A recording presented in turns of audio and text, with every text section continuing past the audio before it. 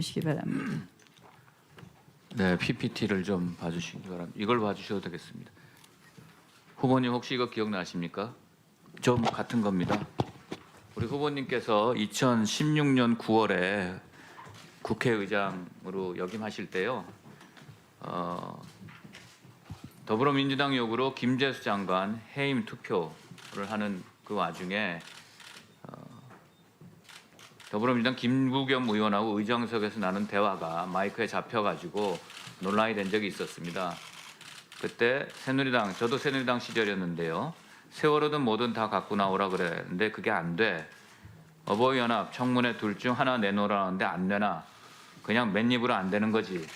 그렇게 말씀을 하신 게 마이크에 잡혀서 언론에 났었습니다. 당시 이제 우리 의장님께서 후보자님께서 중립성 위반 발언을 하셨다라는 걸로 논란이 있었는데요. 이때 어떤 상황이 있었냐면은 차수 변경을 했습니다. 제가 그 당시 이제 새누리당 원내 부대표였는데요. 정진석 의원이 원내 대표였고 김도읍 원내 수석이 이제 일을 했었죠. 차수 변경하려면 어떤 절차를 겪게 됩니까? 협의를 하게 되어 있죠. 교섭단체 원내대표 간에 협의를 하는 거죠. 그렇습니다. 그런데 그 협의는 대면이나 구두가 아니고 서류로도 협의를 할 수 있는 것이 국회에 확립된 관행입니다. 예, 그러면 서류로 협의를 한다면 서류를 누가 누구한테 전달을 하는 걸 협의라고 보십니까? 원래 이제 의사과장이 네. 교섭단체 대표 혹은 수석과 소통을 합니다. 예, 제가 기억나는 그 당시는 의사과장이 정확히 맞습니다. 후보님 기억하신 대로 정확히 맞고 의사과장이 김도우 원내수석한테 A4 용지 한 장을 툭 주고 간 겁니다. 김도우 그 당시의 원내수석은 그거를 협의라고 생각하지 않고 우리 이렇게 못한다라고 했음에도 불구하고 그게 협의라고 돼서 차수 변경이 됐다.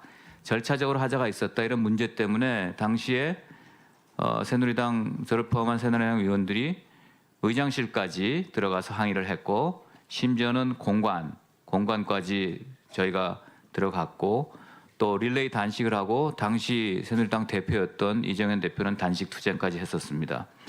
이걸 왜 말씀드리냐면요.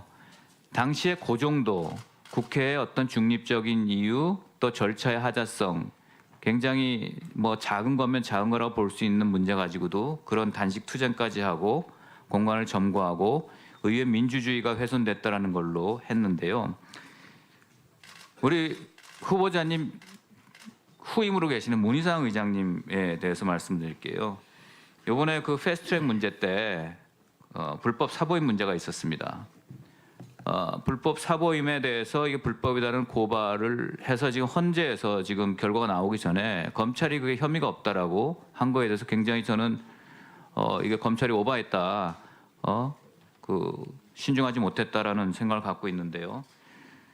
어떻습니까? 국회법 48조 6항에 보면은 그 위원을 사보임할 때 임시의 경우는 회기 중 개선할 수 없다 이렇게 돼 있지 않습니까?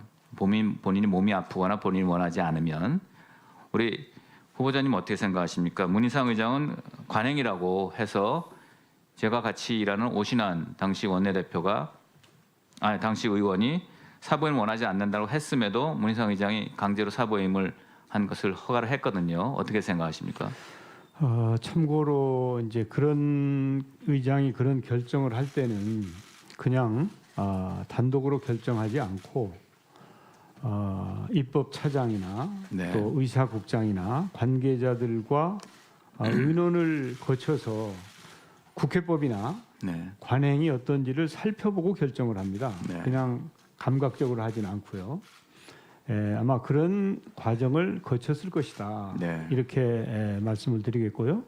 지금 그 문제를 가지고 여야 간에 논란이 아직도 끝나지 않은 상태이기 때문에 제가 거기에 대해서 분명한 입장을 말씀드리는 것은 물론 입장은 있습니다만 알겠습니다. 적절치 않다고 생각합니다. 네. 그런데 이제 제가 드리고 싶은 말씀은 2017년 6월에 후보자님이 국회의장으로 재임하던 시절에 바로 저 옆에 있는 자유한국당의 김연아 의원이시죠. 국토위에서 다른 상임위로 사보임하려고 하는 시도가 있었을 때 후보자께서 해당 의원이 반대한다는 이유로 사보임 승인을 거부해 주셨다라는 라는 그런 일이 있습니다. 맞죠? 예, 그렇습니다. 예.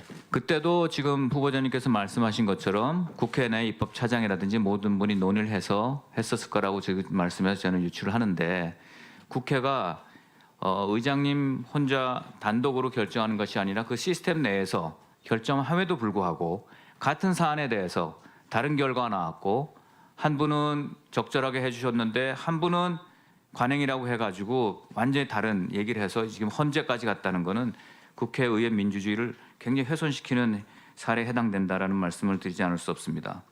또 하나는요, 그 예산 문제인데요. 예산은 법안하고 정책과 다르기 때문에 필리버스터도 걸 수 없는 그런 사안입니다. 이번에 문희상 의장께서는 예산을 통과시킬 때 4+1이라고 하는 법적 지위, 근거, 명분도 없는 그런 불법 집단들에 의해서 만들어진 예산안을 심지어는 그 세입이 나오기 전에 세출을 허락하는 예산 부수 법안을 통과시키기 전에 순서를 정말 강제로 맞바꿔서 예산안을 처리하셨습니다.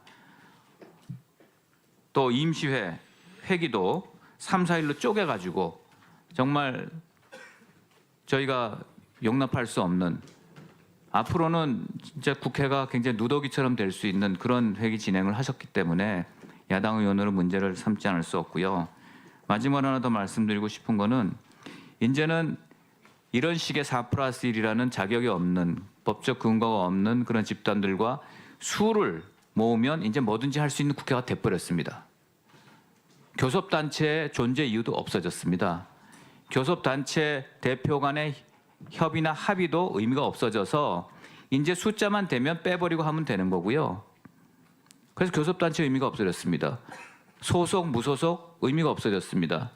그렇기 때문에 앞으로는 극단적으로 말씀드리면 20명만 모으면 1분 더 드리세요. 소수 정당과 무소속이 힘을 합쳐서 우리는 20명이요 하면 사실 교섭단체 지위를 갖지 못함에도 불구하고 숫자적으로 만들어지면 교섭단체처럼 행사를 할 수 있는 거고 기능과 권한을 그렇다면 국고보조금도 그렇게 모인 분들한테 다른 교섭단체 집단들과 똑같은 액수의 국고보조금을 나눠주고 또 거기에 따라서 이제 의석수로 배분을 하는 그런 굉장히 국회가 형해화되는 국회법이 망가지는 여태까지 전례가 없었던 일이 이제 뚝이 열렸습니다.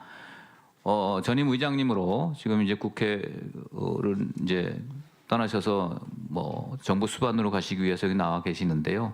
전임자로서 의회주의자로서 이 사태를 어떻게 보시면 답이 나오는 건지 이게 옳은 건지 그런 건지 좀 답변을 듣고 싶습니다. 예, 뭐 제가 충분하게 말씀하는 것은 자제를 하겠습니다만은 그래도 의회주의자로서 몇 말씀만 드리겠습니다. 원래 이 예산안을 통과할 때 또 참고로 제가 예결위원장 출신이기도 합니다. 예산 부수 법안을 먼저 처리를 하고 예산안을 처리하는 것이 그게 순서 아니겠습니까? 그런데 지금부터 한 10년쯤 전일 것 같습니다. 대한민국 국회 최초로 예산안을 먼저 처리하고 그 다음에 부수 법안을 처리하는 최초의 상황이 생깁니다. 그때는 그 이명박 정부 시절인데요. 그리고 나서 부수법안, 선부수법안 후 예산안이라고 하는 그 원칙이 깨져 버렸습니다. 제가 왜 이 말씀을 드리냐면 우리 국회가 확립된 관행에 벗어나서 새로운 관행을 만들 때는 신중해야 된다. 한번 잘못 관행을 만들어 버리면 그것이 국회의 질서를 무너뜨리고 국회의 권위와 품위를 무너뜨린다 하는 점을 좀 말씀드리고 싶고요.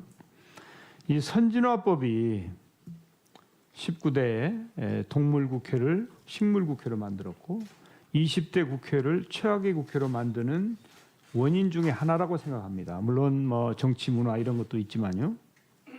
그런데 이 선진화법만 지키다 보면 지금 이제 국회가 국정의 발목을 잡는 결과가 돼요.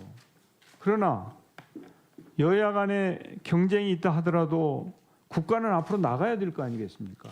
그렇기 때문에 의회주의라고 하는 것은 대화와 타협을 통한 합의를 우선으로 하되 합의가 정 안 되면 다수결의 원리를 작동시킬 수밖에 없는 것이다. 왜냐하면 그렇지 않으면 국정이 앞으로 나갈 수 없기 때문에 그렇습니다. 그런 점을 우리가 참고할 필요가 있다. 이 점은 말씀드리고 싶습니다. 네, 수고하셨습니다. 다음은 성일종 위원님 질의해 주시기 바랍니다.